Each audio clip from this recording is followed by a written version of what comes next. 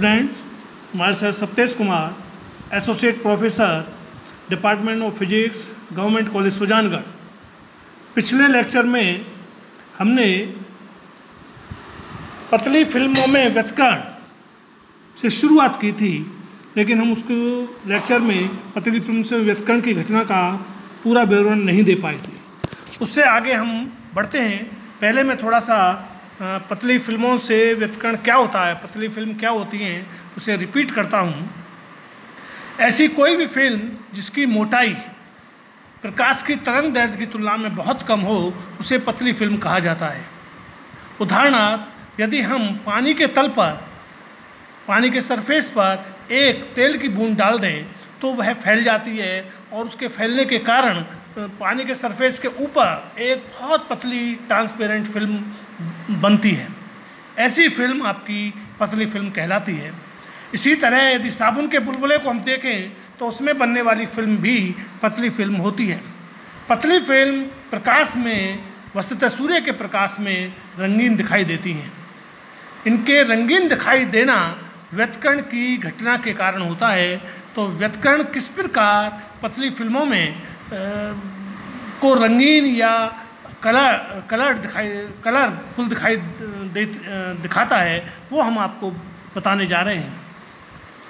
तो पतली फिल्मों में व्युत्करण जब किसी पारदर्शी फिल्म या परत, जैसे पानी की सतह पर तेल की परत या साबुन के घोल का बुलबुला पर प्रकाश आपतित होता है तो फिल्म रंगीन दिखाई देने लगती है। यह व्युत्करण के कारण होता है। निम्न चित्र में अपवर्तनांक T मोटाई की पारदर्शी फिल्म आपको दिखाई गई है, जिसमें परावर्तित किरणें R1, R2, R3 व पारगमित किरणें T1, T2, T3 हैं। यह आपके मल्टीपल रिफ्लेक्शंस और मल्टीपल ट्रांसमिशंस के कारण प्राप्त होती हैं। तो सर्वप्रथम हम परावर्तित किरणों में व्युत्करण की घटना का अध्ययन करेंगे कि परावर्तित किरणों में व्युत्करण किस प्रकार होता है और उसकी गणितीय विवेचना करेंगे। तो जैसा कि चित्र में प्रदर्शित है, किरणों R1 व R2 के कारण ही व्युत्करण होता है, क्योंकि R3 और उससे आगे की परावर्तित किरण के आयाम इतने कम होते हैं कि उनकी तीव्रताएं R1 और R2 की तीव्रताओं के मुकाबले अति अल्प होती हैं।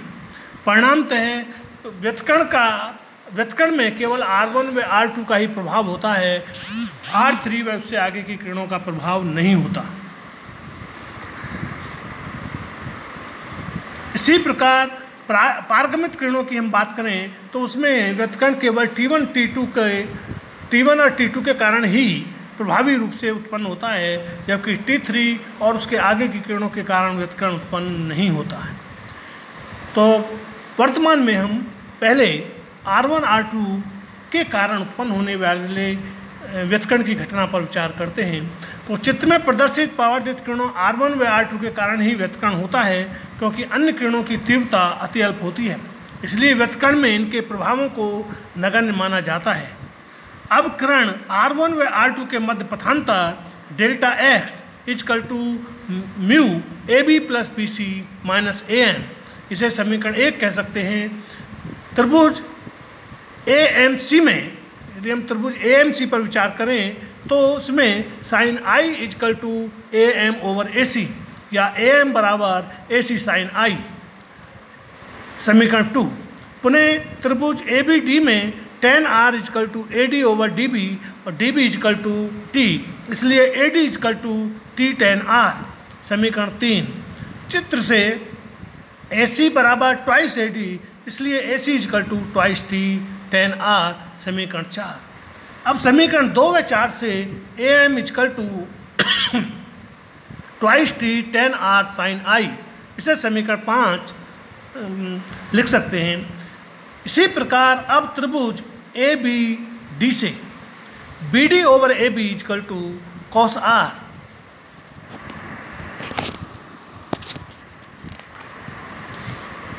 या AB = T/cos R, समीकरण 6। अब क्योंकि AB = BC, इसलिए BC = T/cos R, इसे समीकरण 7 लिख सकते हैं।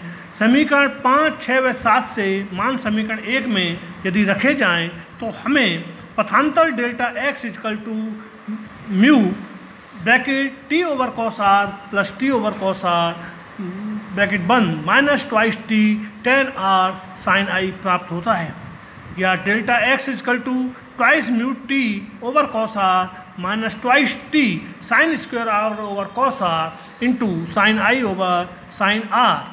परंतु हम जानते हैं कि sine I over sine R is equal to mu, इसलिए delta X is equal to twice mu T over cos R minus twice mu T over cos R sine square R, या delta X is equal to twice mu T over cos R 1 minus sine square R, या twice mu T cos R into cos R square. Finally हमें पथांतर का मान delta X is equal to twice mu T cos R प्राप्त होता है। इसे समीकरण 8 लिखा जा सकता है।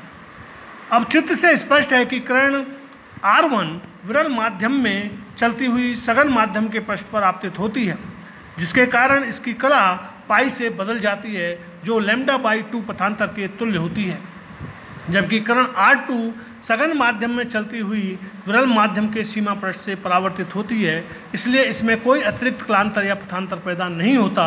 परिणामतः किरण R1 व R2 के मध्य प्रभावी पथांतर को निम्न प्रकार लिखा जा सकता है: twice mu T cos R minus delta by two twice mu T cos R minus λ/2। यह वह अंतिम पथांतर है किरणों R1 व R2 के, जिसके आधार पर व्यतकण की घटना का हम संपोषी या विनाशी होना तय करेंगे। तो सबसे पहले हम किन स्थितियों में संपोषी व्यतकण प्राप्त होगा, उसके लिए जो आवश्यक शर्त है संपोषी व्यतकण की, उस पर विचार करते हैं। तो समीकरण 9 जो delta X equal to twice mu T cos R minus λ/2 है, उसके आधार पर पथांतर यदि n लैम्डा के बराबर होता है तो संपोषी व्यतकण की स्थितियां प्राप्त होती हैं, अर्थात व्यतकण के लिए twice mu T cos R minus λ/2 बराबर n लैम्डा, जहाँ n इजकल टू कोई भी पूर्णांक 0, 1, 2, 3 ... हो, या twice mu T cos are is equal to n lambda plus λ/2, या twice mu T cos R is equal to twice n plus 1 λ/2, समीकरण 10। इसी प्रकार जब प्रभावी पथांतर n प्लस 1/2 लैम्डा के तुल्य होता है तो इन स्थितियों में विनाशी व्यतकण प्राप्त होता है। अतः विनाशी व्यतकण के लिए जो शर्त होगी वो निम्न प्रकार लिखी जा सकती है: twice mu T cos R minus λ/2 is equal to n plus 1/2 lambda, जहाँ n इजकल टू 0, 1, 2, 3 ... या twice mu T cos are is equal to n plus 1 lambda. इसे समीकरण 11 लिखा जा सकता है। समीकरण 11 को निम्न प्रकार भी लिखा जा सकता है: twice mu T cos are is equal to n lambda, जहाँ n इजकल टू 1, 2, 3 ... तो इस प्रकार हमने परावर्तित किरणों में संपोषी व्यतकण और विनाशी व्यतकण की स्थितियों के लिए प्रतिबंध प्राप्त किए। अब हम पारगमित किरणों में व्यतकण के लिए, संपोषी व्यतकण के लिए और विनाशी व्यतकण के लिए प्रतिबंधों की गणना करते हैं, प्रतिबंधों का एक तरीके से निर्धारण करते हैं। चित्र में दिखाए अनुसार पारगमित किरणों में किरणें T1 व T2 ही प्रभावी व्यतकण उत्पन्न करती हैं। जैसा कि मैंने आपको पहले बताया था कि अन्य किरणों की तीव्रता बहुत कम होती है, तो व्यतकण केवल T1 और T2 के द्वारा ही उत्पन्न होता है। अन्य किरणों के कारण व्यतकण की घटना को नगण्य माना जा सकता है, इसीलिए इन दोनों किरणों के मध्य पथांतर ज्ञात किया जाता है। चित्र से किरण T1 व T2 के मध्य पथांतर delta X is equal to mu B C plus C D minus B N, परंतु B C is equal to C D is equal to T over cos R, या B N is equal to twice T tan R over sine I. अतः delta X is equal to mu T over cos R plus T over cos R minus twice T tan R sine I, या delta X is equal to twice mu T over cos R minus 2t tan R sine I, या delta X is equal to twice mu T cos R minus twice T sine square R over cos R sine I over sine R, परंतु sine I over sine R is equal to mu होता है, इसलिए delta X is equal to twice mu T cos R प्राप्त होता है। करण T1 व T2 में परावर्तन के कारण कोई अतिरिक्त पथांतर पैदा नहीं होता, इसलिए दोनों किरणों के मध्य प्रभावी पथांतर का मान twice mu T cos R ही होगा। अब इस पथांतर के आधार पर हम संपोषी एवं विनाशी व्यतकरण की स्थितियों के लिए प्रतिबंध की गणना करते हैं। संपोषी व्यतकरण के लिए twice mu T cos are is equal to N lambda, जहाँ N is equal to 0 1 2 3 dot dot कुछ भी हो सकता है, तथा विनाशी व्यतकरण के लिए twice mu T cos are is equal to n plus 1/2 lambda, जहाँ एन इजकल टू 0 1 2 2। उपरोक्त विवेचना से स्पष्ट है कि परावर्तित किरणों के मध्य व्यतकरण व पारगमित किरणों के मध्य व्यतकरण एक दूसरे के पूरक होते हैं, अर्थात फिल्म के जिस प्रभाग में परावर्तित किरणों के मध्य संपोषी व्यतकरण पैदा होता है, उसी प्रभाग में पारगमित किरणों के मध्य विनाशी व्यतकरण पैदा होता है, या जहाँ पर परावर्तित किरणों के मध्य विनाशी व्यतकरण पैदा होता है वहाँ पारगमित किरणों के मध्य संपोषी व्यतकरण पैदा होता है। इस प्रकार हम कह सकते हैं कि परावर्तित किरणों के मध्य व्यतकरण व पारगमित किरणों के मध्य व्यतकरण एक दूसरे के पूरक होते हैं। अब हम अति पतली फिल्म से व्यतकरण की घटना पर विचार करेंगे। यदि फिल्म की मोटाई t प्रकाश की तरंग दैर्घ्य की तुलना में बहुत छोटी हो, अर्थात t is very very less than lambda हो, तो फिल्म अति पतली फिल्म की श्रेणी में आते हैं। इस स्थिति में परावर्तित किरणों के मध्य पथांतर twice mu T cos R minus lambda by 2 में twice mu T cos R लगभग लेमडा बाई 2 के बराबर रहता है, चाहे आपतन कोण आई या अपवर्तन कोण आर का मान कुछ भी क्यों न हो। परिणामतः परावर्तित प्रकाश में फिल्म विनाशी व्यतकरण के कारण अदीप्त दिखाई देती है। इस तथ्य का उपयोग अपरावर्तित पृष्ठ बनाए जाने में किया जाता है, अर्थात ऐसी फिल्म को परावर्तित प्रकाश में देखने पर वो हमेशा आपको ब्लैक ही दिखाई देगी, क्योंकि उससे परावर्तित होने वाले प्रकाश में हमेशा जो पथांतर है वो लेमडा बाई 2 बना रहेगा, जिसके कारण हमेशा विनाशी व्यतकरण की प्राप्ति होगी और फिल्म आपको ब्लैक दिखाई देगी। आगे हम बात करते हैं, यदि अत्यंत पतली फिल्म को पारगमित प्रकाश में देखा जाए तो पतली फिल्म दीप्त दिखाई पड़ती है, क्योंकि पारगमित किरणों में पथांतर twice mu T cos R का मान सभी आपतित कोणों के लिए लगभग 0 होता है। इसलिए इन किरणों में हमेशा संपोषी व्यतकरण की प्राप्ति होती है और फिल्म हमेशा आपको चमकीली दिखाई देगी। अब हम एक ऐसी फिल्म पर विचार करते हैं जो प्रकाश तरंग दैर्घ्य की तुलना में जिसकी मोटाई प्रकाश तरंग दैर्घ्य की तुलना में बहुत ज़्यादा हो। ऐसी फिल्म को मोटी पारदर्शी फिल्म कहा जाता है। इन फिल्मों के लिए यदि फिल्म की मोटाई को t माना जाए और t is very very greater than lambda हो तो फिल्म मोटी कही जाती है। इस फिल्म के लिए परावर्तित या पारगमित किरणों के मध्य पथांतर R में अति अल्प परिवर्तन के लिए अत्यधिक बदल जाता है। परिणामतः फिल्म के एक छोटे से प्रभाग में बहुत सारी संपोषी व विनाशी व्यतकरण की स्थितियां पैदा हो जाती हैं। दूसरे शब्दों में दीप्त व अदीप्त फ्रिंजें इतने पास पास बनती हैं कि आंख द्वारा उनमें अंतर किया जाना संभव नहीं हो पाता है। परिणामतः पूरी फिल्म एक समान रूप से प्रकाशित दिखाई देती है। पतली फिल्म का रंगीन दिखाई देना।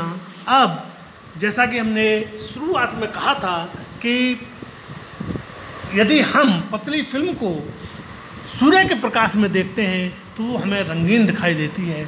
ऐसा क्यों होता है, तो इस पर हम अब विचार करते हैं। यदि किसी पतली फिल्म को परावर्तित या पारगमित श्वेत प्रकाश में देखा जा रहा है तो दोनों ही स्थितियों में पथांतर अपवर्तन कोण R या आपतन कोण I पर निर्भर करता है। अतः यदि फिल्म के एक ही बिंदु को अलग अलग कोणों से देखा जाए तो उस बिंदु पर अलग अलग रंग की किरणों के लिए संपोषी व्युत्क्रमण की शर्त पूरी हो सकती है। परिणामतः फिल्म का यह बिंदु आँख की स्थिति बदलने से अलग अलग रंग का दिखाई देगा। यदि संपूर्ण फिल्म को एक साथ आँख को स्थिर रखते हुए देखा जाए तो फिल्म के हर बिंदु के संगत अपवर्तन कोण R या आपतन कोण I अलग अलग होगा। परिणामतः अलग अलग बिंदुओं पर अलग अलग रंगों की प्रकाश के लिए संपोषी व्युत्क्रमण की शर्त संतुष्ट हो सकती है। परिणामतः फिल्म के भिन्न भिन्न भाग भिन्न भिन्न रंगों के दिखाई देंगे या फिल्म रंगीन दिखाई देगी। आज के इस लेक्चर में हम यहीं पर ख़त्म करते हैं। इससे आगे अगले लेक्चर में बात करेंगे, जिससे हम अध्ययन करेंगे कि हमें जो फिल्मों से व्युत्क्रमण को देखने के लिए विस्तृत स्रोत की आवश्यकता क्यों पड़ती है। समानत फ्रिंजें या हाइड्रोजन फ्रिंजें क्या होती हैं, फनाकार फिल्म क्या होती है, फनाकार फिल्म से व्युत्क्रमण की, संपोषी व्युत्क्रमण की और विनाशी व्युत्क्रमण की शर्तें क्या होती है, इस सब पर हम अगले लेक्चर में बात करेंगे। थैंक यू, धन्यवाद।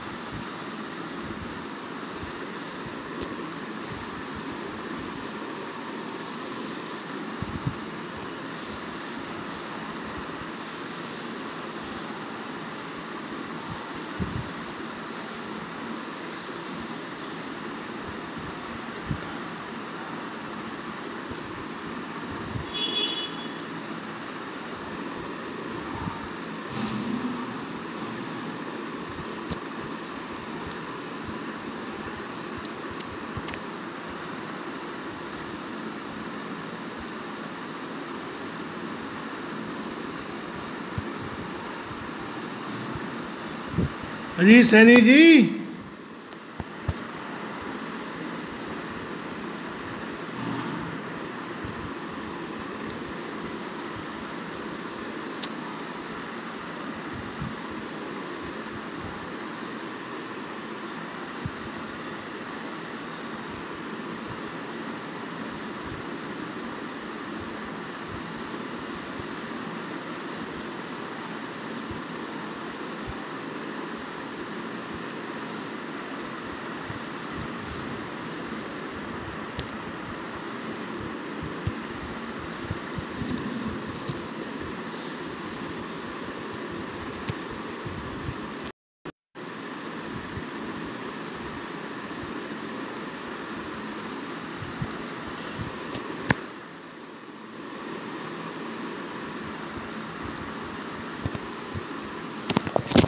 अरे साला ये क्या हुआ?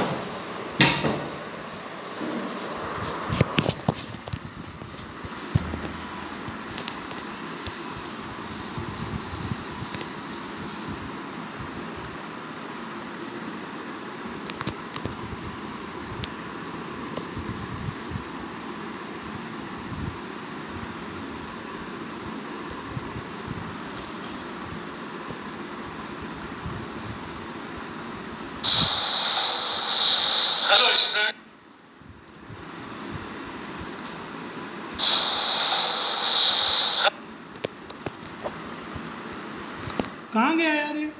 गैलरी में? गैलरी में तो कुछ नहीं आ रहा। फिर उसको बंद नहीं हुआ, एक बार वापस वो खोलो। है वही खोलो आपका कैमरा। अच्छा हाँ यार, ये हो सकता है बंद।